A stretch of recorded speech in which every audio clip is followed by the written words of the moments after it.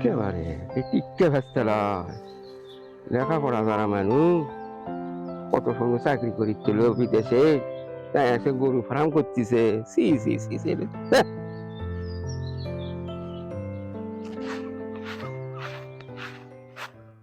কে ওরে টিকে চাচা লয় চাচা বিদেশ থেকে পড়াশোনা করে আসে, এটি উদ্যোক্তা আছে। থাক, পড়ালেখার পাশাপাশি এমন কি উদ্যোক্তা কর্ম। কে উঠে টিকে বড় হয় নাকি?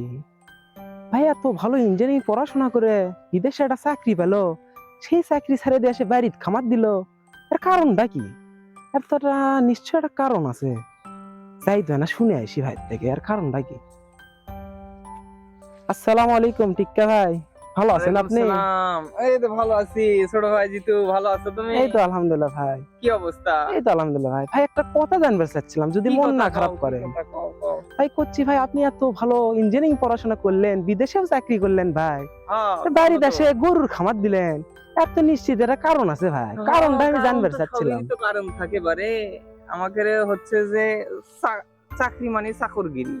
তুমি যত বড়ই চাকরি করো, কিন্তু এটা কিন্তু তোমার চাকরগিরি। হ্যাঁ তুমি ভাই, একটা তা ঠিক। চাকরি করে কয় টাকা বেতন পাবা? 30, 35, 40, হয়তো 50,000 টাকা বেতন পালা। তা ঠিক কিন্তু ভাই। সেটা তোমার কি পরিশ্রম করা লাগবে, এমনি এমনি কিন্তু দিবি না। না যত ভাই, তা উপর ঠিক। পদে দিয়ে যাবা তত দায়িত্ব তোমার বেড়ে যাবে।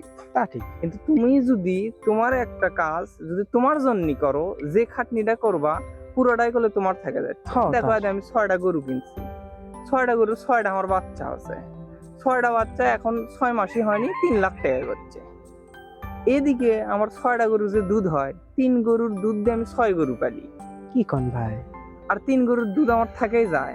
দেখো হ্যাঁ। ক্যালকুলেটর মারো, 10 টাকা করে আমার দুধ, 3টে গরুর দুধ গড়ে ধরো 10 কেজি করে হলো।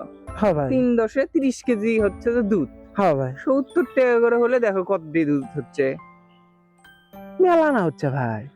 1.5 টাকা আমার এক্সট্রা থাকিচ্ছে।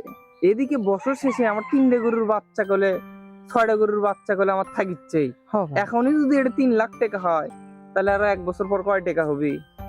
আমি ধরো 50,000 টাকা বেতন পাচ্ছি না, আমার এদিক দুধ বেচেই তো মাসে প্রায় 65,000 টাকার উপরে থাকিচ্ছে। কোন কি ভাই, তাহলে আপনি লাভে আছেন ভাই।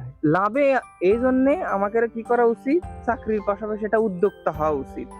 খালি যে আমরা একটার উপর নির্ভরশীল হবো তা কিন্তু হওয়া যাবে না। এখনকার সবকিছুর দাম যে পরিমাণে বাড়ছে, সে অনুযায়ী যদি হিসেব করবে যাও, দেখো একটা লেখাপড়া করাতে কত খরচ, একটা অফিস আদালত গেলে কোনো জায়গায় যে যাবা সবকিছুর দাম কত বেশি। এজন্য আমাকে করা লাগবে কি, চাকরির পাশাপাশি আমাকে উদ্যোক্তা হওয়া দরকার। আর উদ্যোক্তা হলে নিজের কাজ নিজে করে, অন্যকে ওই জায়গাতে ইনভলভ করে অন্য, আমার এটি আরে দেখো ঘাস লাগাচ্ছি, এটি ওটি বাগিচার নিচে ঘাস লাগাচ্ছি, এই যে ঘাস যে দেখাশোনা করে, অর্কের কাজ কাম আসলো না। এখন আমারই সুবাদে আল্লাহ তাআলার রহমতে অর্কের এখন কিন্তু এই জায়গার থেকে ওরা 10-12 হাজার টাকা মাসে 2 জন পায়, এদিক ভালো খাবার ভালো। দাবার।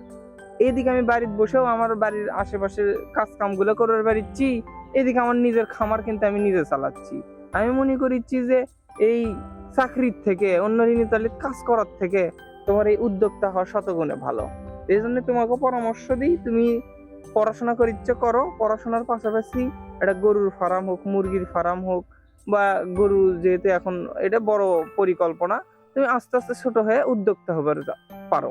এই জন্য আমাকে কি দরকার, চাকরির পাশাপাশি উদ্যোক্তা হওয়া দরকার। তা তাই ঠিক। আমরা অবহেলা না করে, অন্যকে ধিক্কার না দিয়ে, সমালোচনা না করে আমরা উদ্যোক্তা হওয়ার চেষ্টা করি। ভালো থাকেন, সুস্থ থাকেন, আল্লাহ হাফেজ।